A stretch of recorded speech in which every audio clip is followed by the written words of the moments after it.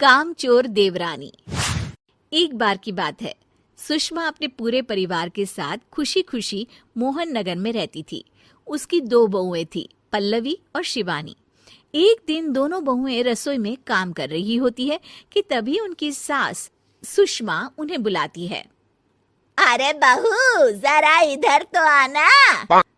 शिवानी, जरा जाकर देखना सासू माँ क्या कह रही हैं। दीदी, आप ही देख लो ना जाकर, आपको भी तो सुनाई दे रहा है। अरे मैं आटा गूंद रही हूँ ना, तुम चली जाओ। हाँ, तो मैं भी तो सब्जी काट रही हूँ ना दीदी। अरे बहू, जल्दी आओ। ओह, ये तो जाएगी नहीं। मैं ही जाकर देखती हूँ कि क्या करना है। पल्लवी सुषमा के कमरे में जाती है। जी मम्मी जी, क्या हुआ? शाम को घर पर कुछ मेहमान आने वाले हैं, तो तुम अच्छा सा खाना बना लेना बहू। ठीक है मम्मी जी, आप बता दीजिए क्या क्या बनाना है और कितने लोग आ रहे हैं। सुनील की मौसी जी और उनका पूरा परिवार आ रहा है। कुल मिलाकर 3 लोग और हमें मिलाकर हुए 9 लोग। तो अभी से ही तैयारी करना शुरू कर दो। और हाँ, घर की सफाई भी कर देना, हाँ, अच्छे से। जी मम्मी जी, सब काम हो जाएगा, आप चिंता मत कीजिए। पल्लवी शिवानी को घर में मेहमान आने वाले हैं इसके बारे में बताती है। क्या? 9 लोगों का खाना बनाना होगा, घर की सफाई करनी है? बाप रे, सासू माँ ने तो हमें घर की नौकरानी ही समझ कर रखा है। ऐसा नहीं बोलते शिवानी, हम इस घर की बहू हैं और घर के काम करना हमारा फर्ज है। दीदी तो है ही सासू माँ की चमची, जब देखो सासू माँ सासू माँ। मैं तो इतना सारा काम नहीं करने वाली। शिवानी कपड़े लेकर गमला साफ कर रही होती है और चक्कर आने का नाटक करने लगती है। मेरा सर चकरा रहा है। तभी वहां पल्लवी और सासू माँ जाते हैं। अरे बहू, क्या हो गया तुम्हें? मम्मी जी, बहुत तेज सर में दर्द हो रहा है।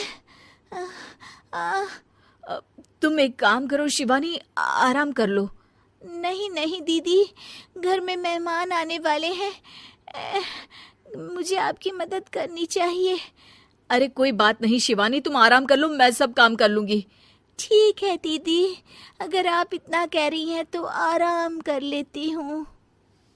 शिवानी आराम से अपने कमरे में मैगजीन पढ़ रही होती है।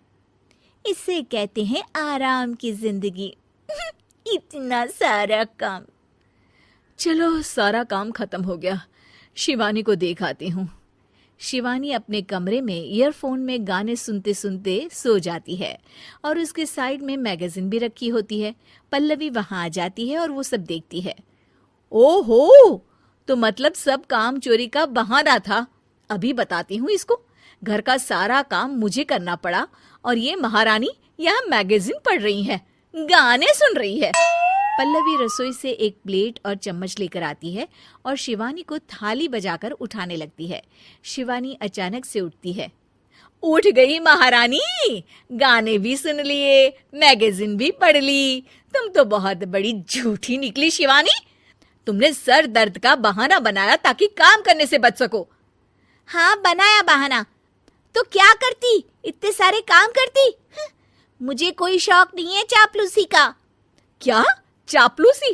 तुम्हें लगता है कि मैं सारे काम चापलूसी के लिए कर रही हूँ? और नहीं तो क्या। तभी वहां सासू माँ आ जाती हैं।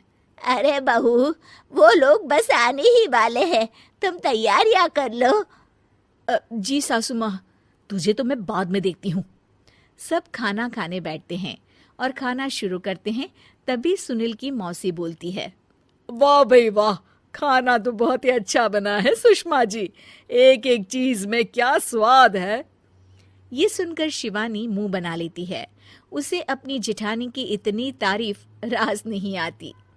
आपकी बहुएं तो बहुत ही अच्छा खाना बनाती हैं।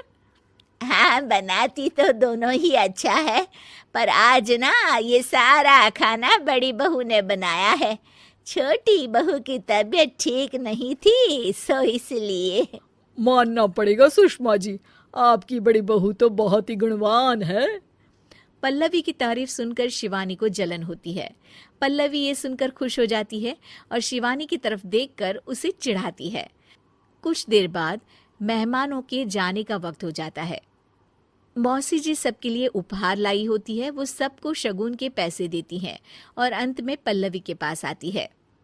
तुम्हारे लिए शगुन का लिफाफा तो है ही, पर बहू तुम्हें एक और उपहार भी मिलेगा इतना अच्छा खाना बनाने के लिए। मौसी अपने सोने के कंगन निकालकर पल्लवी को पहना देती है।